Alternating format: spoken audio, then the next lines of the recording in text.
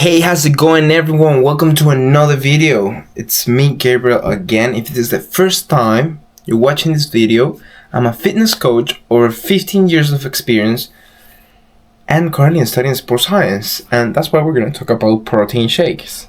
I'm going to start talking about how they market the protein shakes. I want to talk about the myths, So all this myth about you have to consume protein, you need protein shakes to build muscle, or you need more protein to get faster results. I've heard that one a lot, which is like, but yeah, let's break down on that one first. Actually, I want to start with you need protein to build muscle, protein shakes to build muscle. Well, you done, yeah. You can just get it from Whole Foods if you're consuming enough meat, enough protein, you're meeting your protein requirements, you don't need protein shakes. It is a lot easier than cook whole chicken, so that's why most people do it. Yeah, it's easy. I think most people know this, but if you're a beginner and you're watching this video, maybe you don't. Okay, so I'm starting like slow. I'm starting like quite beginner. Yeah, then we get more into advanced. We break down some amino acids so you can have an idea. Okay, now protein shakes are only for bodybuilders. Yeah, again, down to the same thing, but now I'm gonna this might surprise you might know. Okay, everybody needs protein. Actually, if you're watching this video and you don't even lift, you don't do anything, you need protein to survive. You need protein to hormone for human system. It's really important. Okay, but yeah, it does help build muscle for sure. It's one of the primary functions, but yeah, the more protein, faster results. That doesn't make any sense. The reason why is because the body follow a adaptive process. So it's the same as increasing the volume or going to beyond failure point, crying blood one day because you're gonna grow more muscle that day because you literally work so hard. It's not actually. If you keep tearing the muscles apart, you're not gonna grow any faster. It's the same way of consuming protein. Like, oh, today I consume 1,000 grams of protein, I'm gonna be huge tomorrow. Nah, that's what's gonna happen. Is that not many people don't know this. You're just gonna consume more protein. It's gonna turn into carbohydrates. Just as simple as that. I'm not gonna go through the whole process and then store in the liver, blah blah blah. And it turns to carbohydrate, literally sugar. Okay, that's why it's stupid of following a keto diet and then they're just like, oh yeah, I'm a keto diet, I'm not consuming carbs.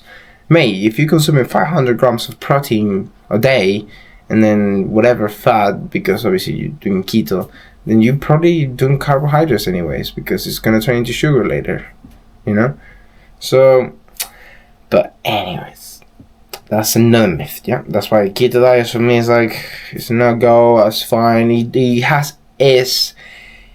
has its benefits. If you're gonna go to a show, for example, you want to get you really really lean, your protein requirement, and then obviously dehydrate you a lot because you're gonna lose a lot of water. That's what happens when you don't consume carbohydrates and you get really lean. Yeah, actually a lot of the body that we call fat is water from carbohydrates. See, as you can see, for example, right now I don't have no fat in here. Yeah, but I can look really veiny. I'm not really lean because I'm holding water. See? So, for example, if I go on a keto diet for a week, I might lose weight, which is water. I'm not gonna be fat because I got no fat in here. But you're gonna see my whole veins. I'm gonna be like, phew. So if you're doing a bodybuilding, yeah, it's good. It's really good, because aesthetically speaking, you're gonna look amazing. So, right, there you have it. Now I think we broke down the most common myths that I wanted to talk about, but let's break it down a little bit about the type of protein you can consume. And a lot of clients say should I get whey, should I get casein, should I get plant-based? I'm gonna bring some science research as well, like I put on the title, and then yeah, so now, by science, there's new research coming out. Obviously, if you don't know, there's amino acids in this protein. So, some people can get the BCA, the EAs, essential amino acids. It's good. They're important. But apparently, recent research I say apparently because, again, when we talk about these topics, it's just multiple organizations that do different science research, and then they say this is good, but sometimes they bring another research and they say this is wrong, right? But I bring this one, which it makes a lot of sense, and it is valid for many organizations. So I think this one is a yes. And it's about leucine. So BCA and stuff, there's some research that support that essential amino acids is good, but leucine is included in that. And my research is more about just leucine. So if you consume apparently 2 to 3 grams of leucine per day, it's just the minimum for the whole process to happen. Yeah. So as long as you getting that amino acid, it doesn't really matter what type of protein you get. It's protein shakes. Simple as that, and I'm not gonna make it too long. Yeah. So unfortunately, the plant basis has the lowest amount of leucine. Some of them they don't really have. I think it's only like pea protein and soy protein have a little bit. So for my vegan friends, it might not be the best, but might work. Again, if you're not vegan, definitely get like whey or casein. It's got that most amount of leucine. Then there's another research that says that casein is a slow release protein.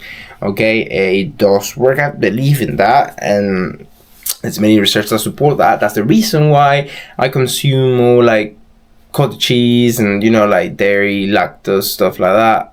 But like that hold a big amount of leucine and casein, that's what it is. Pretty much just really good. And if you're doing that, then right, I wanted to talk something about the.